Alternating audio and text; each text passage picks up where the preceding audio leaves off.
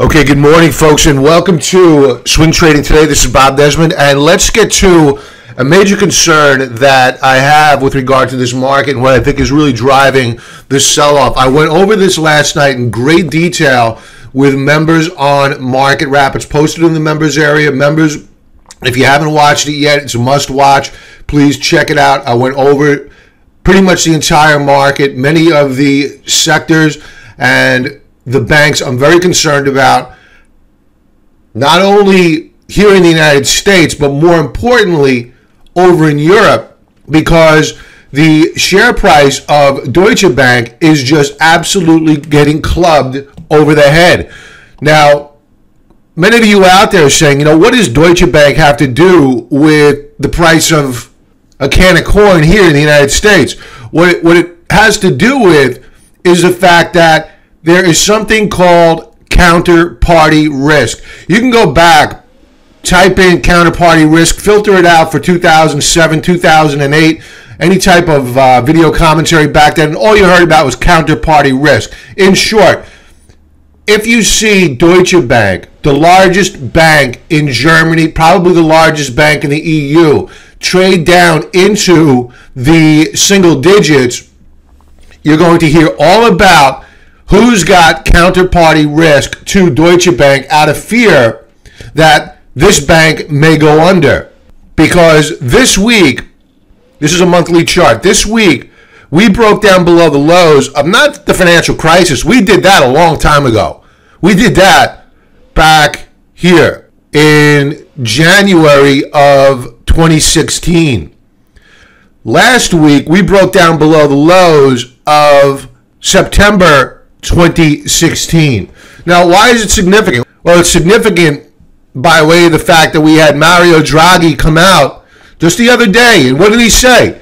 He said, we're going to raise rates in a year. So he gives us a hawkishly dovish statement about raising rates. And do you wonder why the euro is just simply getting crushed? Now, I know many of you right now out there, I get a lot of feedback, that you want me to talk about swing trades and, how do you make money really quick? Folks, really, if you want to be in this business and you want to be self-sufficient, you need to know the drivers of the market. Because what it does, meaning in times like this, if you're looking to put on a long trade and you understand that there's a lot of risk out there, headline risk, you keep your trades small because there's a good chance you wake up, and it could even nowadays be a tweet, right? You need to keep your trades small to the long side. And right now, honestly, we've been short this week. Why? It's because I understand that the markets are sending us signals and have been for a while now, vis-a-vis the transports, vis-a-vis the fact that the Federal Reserve has been raising rates, yet the 10-year yield can't get above 3%. Why? What is the bond market telling us? So I know that this may be difficult to appreciate this type of commentary, but it's really critical for your success as a trader. Now, I just mentioned the banks over in Europe. Let's talk about the banks here in the States.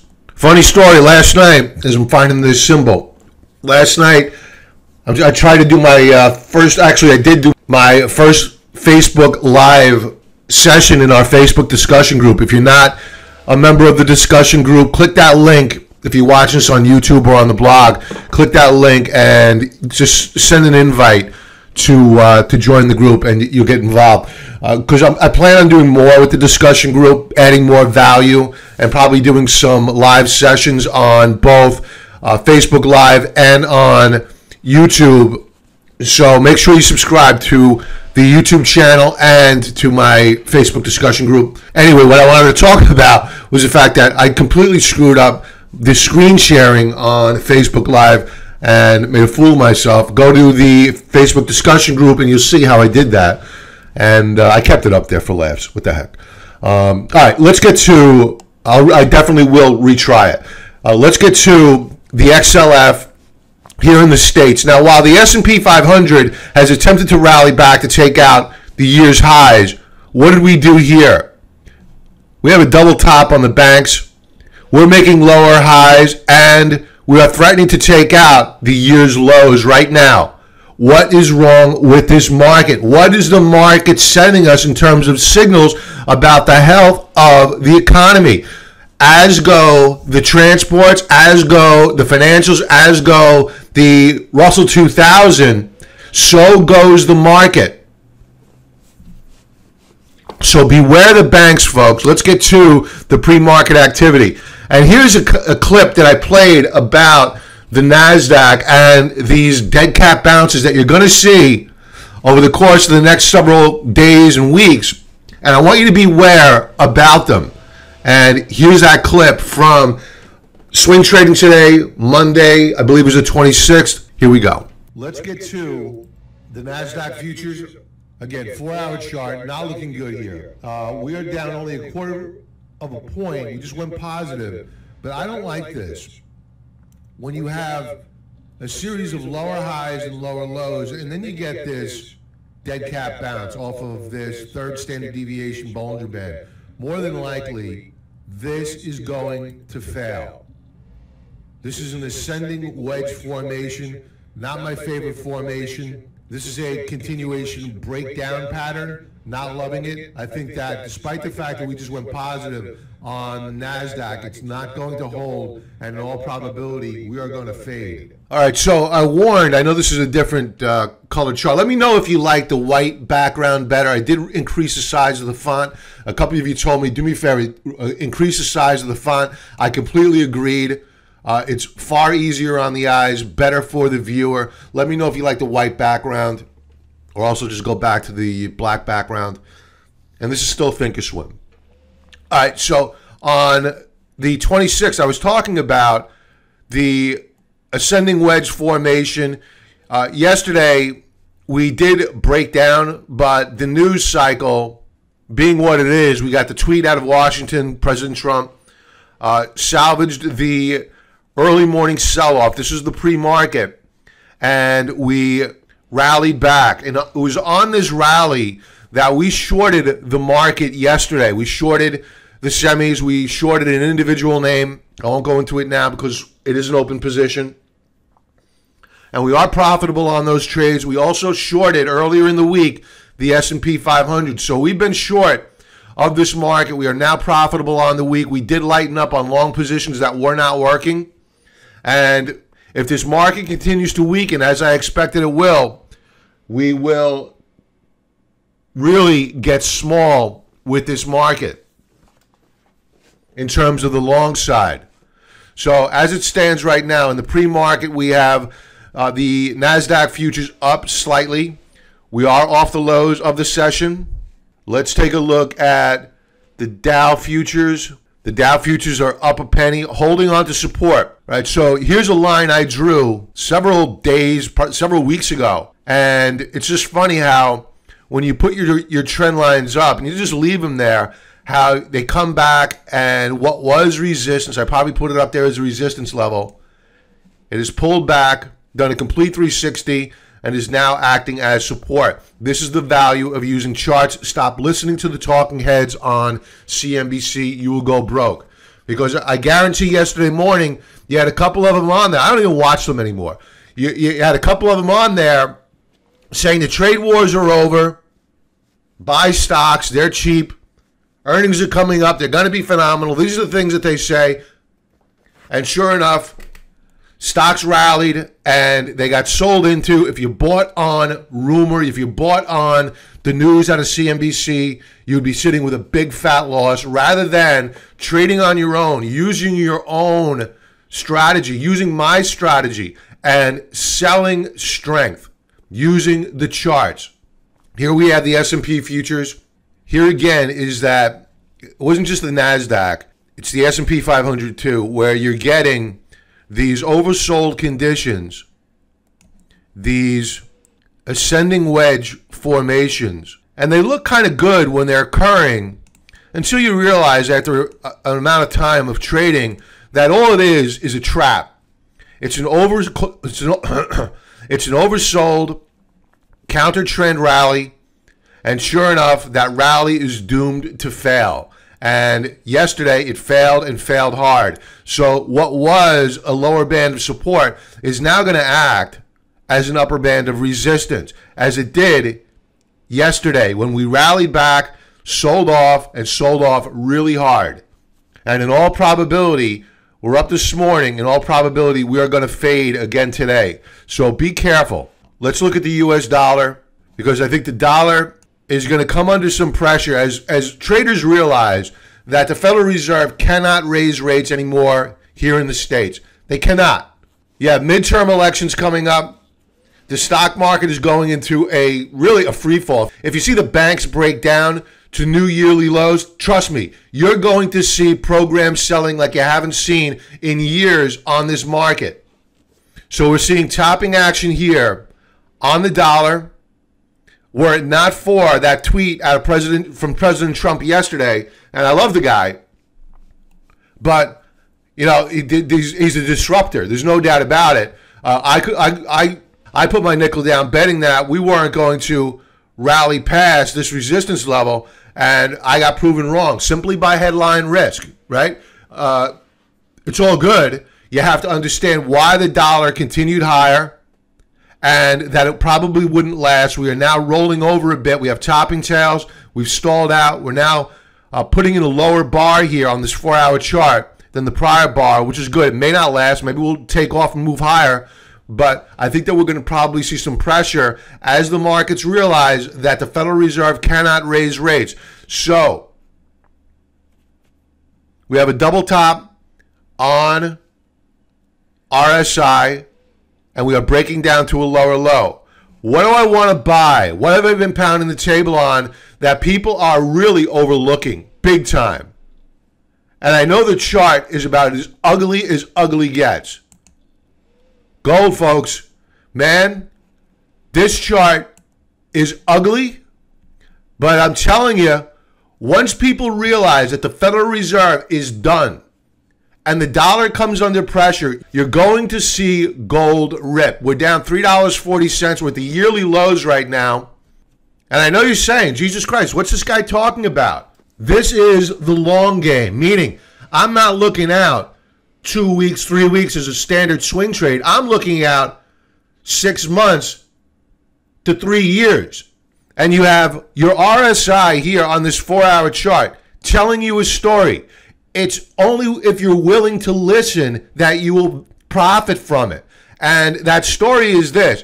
Note how, here's the upper band. Let's color this. Let's make it blue. Yeah, that works. Okay, so we were going down, right? We had an upper band of resistance here in blue. And it was trading along with share price, right? It's supposed to. 90% of the times, they're going to trade in tandem. Until, of course, such time where they diverge, where the RSI either stops going down or begins to put in higher lows. And then all of a sudden, you start to see, as you did probably overnight,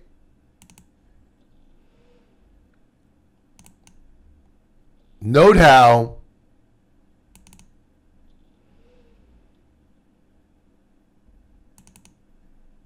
we are putting in now higher highs. Yet the price is still going down. Now this is only a 4-hour chart. You don't trade off of this just yet. What you do is you keep a real close eye on it, because as price begins to confirm RSI and break out of this downtrend channel, then you want to start looking to the long side for gold. Is the trade alert service that you're using looking at charts like this? Are they teaching you this? If not, you need to join the Contrarian Trader, because they're not doing you a service. So we are watching gold when nobody else wants it. They're throwing the baby out with the bathwater. I'm not saying to go in there today and start buying gold. I think it could still move down further. If it's done going down here, if you told me, hey, Bob, I think it's done going down, okay, I believe that. I'll buy that. But I'm not willing to put my dollar down on it yet. I already have a gold mining position. I'm not looking to add more to that. I am going to look to buy aggressively on a breakout above the upper band of resistance, and I see that dollar roll over. And I'll share something with you that nobody else is talking about. And I spoke about it with members last night. Let me share it with you. You guys spend early mornings with me, so I'm willing to show you some of my charts that I use to validate my thesis. Check out this chart. What you're looking at here is a monthly chart of the TIPS, Treasury Inflation Protected Securities. I know, guys. I know some of you are out there saying, "Oh my God, here he goes. What the heck is this thing?" What it is an indicator. For me, anyway. I would never buy a TIP in my life. But the Treasury Inflation Protected Security is exactly what it says it is. It protects treasuries against inflation. So as inflation rises, so do the TIPS. Now, what I've added here is an overlay of, you guessed it, gold. And the TIPS trade pretty much in lockstep with gold. Here's from 2004 through to 2012, where they both peaked out and they both went into a bear market. Now, we are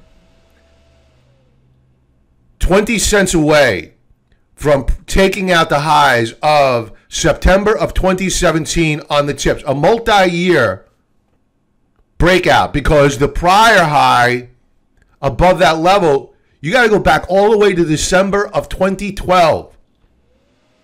Yet, remember, they trade in tandem. The TIPS are ready to break out. They're very, very close. What's gold doing? Diverging.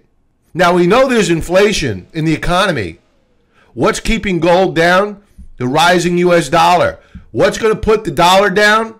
The realization that the Federal Reserve cannot raise rates anymore. So once we get a breakout on the TIPS, we will be looking for that signal that the market will send us that it's time to begin aggressively buying gold, the miners, silver, because the market will have told us the genie is out of the bottle, meaning inflation. The TIPS are on the rise. They are breaking out to multi-year highs. Look at this double bottom setup. Look at this base. It's beautiful. Which one do I think has it right? The TIPS or gold, given this consolidation? I think the TIPS have it right. And I think gold has a lot of catching up to do. I think it's undervalued, underappreciated, and hated. That's why I love it. Let's leave off with uranium energy. This is a member stock chart request. A few of you asked for it. I spoke about this over the weekend. This is a daily chart, cup with handle formation.